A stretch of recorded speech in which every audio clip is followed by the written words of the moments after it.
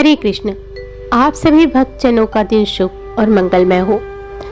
आज हम अपनी वीडियो में आपको बताएंगे परिवर्तनी एकादशी कब है। आइए आपको सही डेट और शुभ मुहूर्त के बारे में बता देते हैं। तो एकादशी तिथि यानी परिवर्तनी एकादशी पर आयुष्मान और सौभाग्य योग का संयोग बन रहा है। इसके साथ ही रवि योग और भद्रावास योग का भी संयोग है। इन योग में जगत के पालनहार भगवान विष्णु और मां लक्ष्मी की पूजा करने से साधक को मनचाहा वरदान मिलेगा।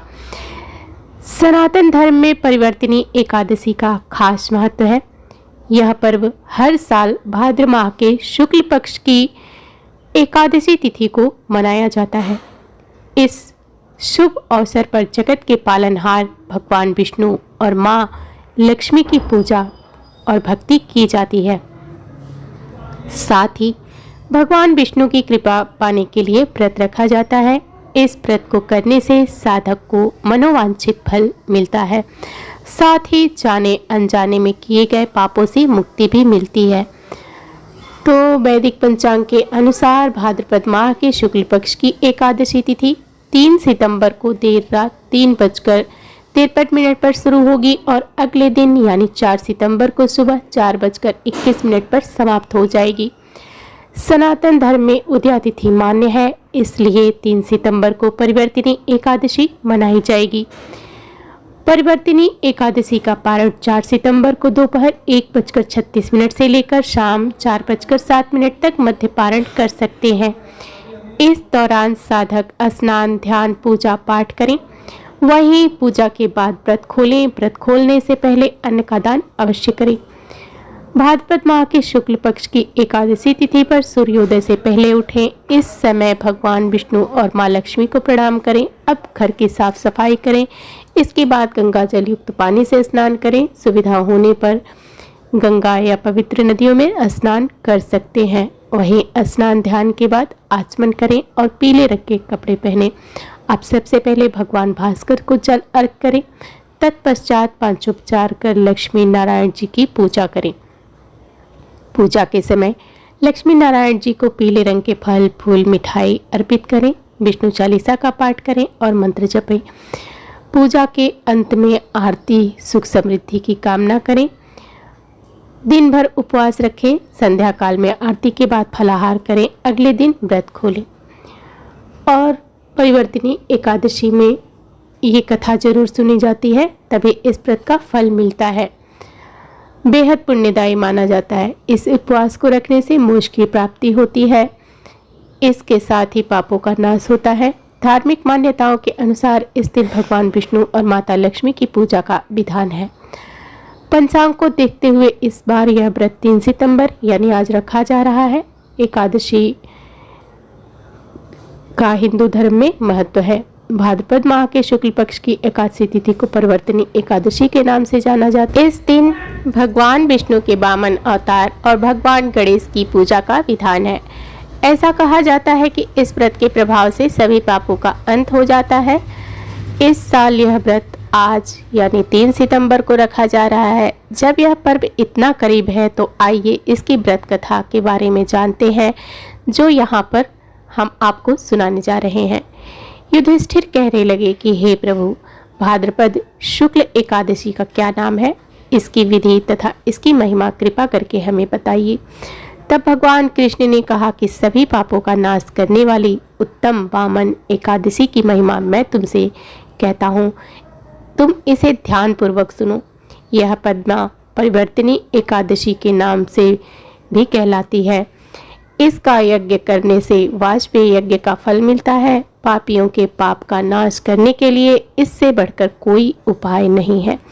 जो मनुष्य इस एकादशी के दिन मेरी यानी वामन रूप की पूजा करता है, उससे तीनों लोग पूज्य होते हैं। अतः मोक्ष की इच्छा करने वाले मनुष्य इस व्रत को जरूर करें। जो कमल नयन भगवान का कमल से पूजन करते हैं, वे अवश्य भगवान के समीप जाते हैं।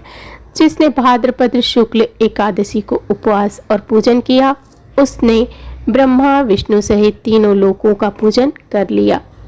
अतः हरिवासर अर्थात एकादशी का व्रत अवश्य करना चाहिए। इस दिन भगवान श्री हरि करवट लेते हैं, इसलिए इसको परिवर्तनी एकादशी कहा जाता है।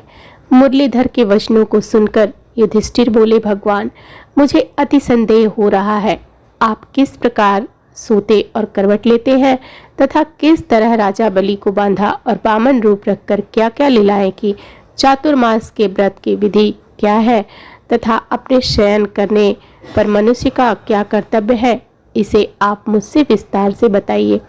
तब श्री कृष्ण ने कहा कि हे राजन, अब आप सब पापों को नष्ट करने वाली कथा का श्रवण करें। त्रेता युग में बलि नाम का एक दैत्य था। वह मेरा परम भक्त था, विविध प्रकार के वेद सूक्तों से मेरा पूजन किया करता था और नित्य ही ब्राह्मणों का पूजन तथा यज्ञ के आयोजन करता था।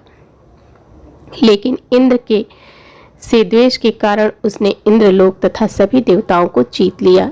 इस प्रकार सभी देवता एकत्र होकर सोच विचार कर भगवान के पास गए। बृहस्पति सहित इंद्रादि देवता प्रभु के निकट जाकर और नतमस्तक होकर वेद मंत्रों द्वारा भगवान का पूजन और स्तुति करने लगे। अतः मैंने वामन रूप धारण करके 5वां अवतार लिया और फिर अत्यंत तेजस्वी रूप से राजा बलि को जीत लिया। इतनी वार्ता सुनकर राजा युधिष्ठिर बोले कि हे जनार्दन, आपने वामन रूप धारण करके उस महाबली दैत्य को किस प्रकार जीता?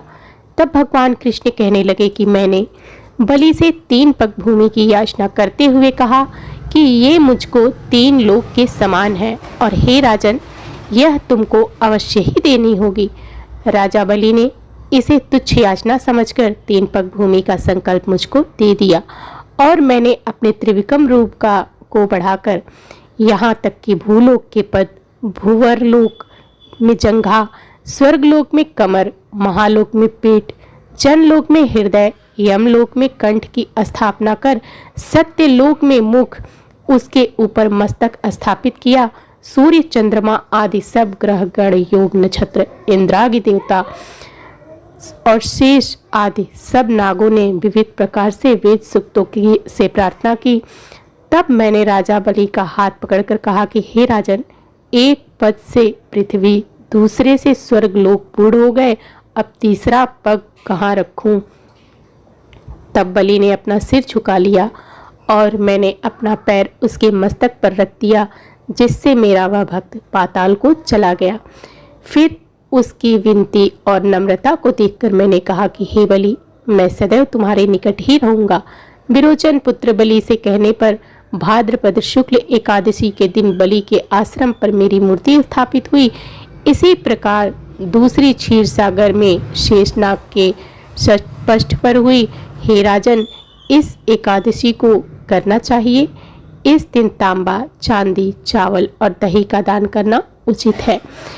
इसके साथ ही रात्रि को जागरण अवश्य करना चाहिए। जो विधि पूर्वक इस एकादशी का व्रत करते हैं वे सब पापों से मुक्त होकर स्वर्ग में जाकर चंद्रमा के समान प्रकाशित होते हैं और यश पाते हैं। जो साधक इस कथा को पढ़ते या सुनते हैं उनको 1000 अश्वमेध यज्ञ का फल प्राप्त होता है और श्री हरि की कृपा सदैव के लिए प्राप्त होती है।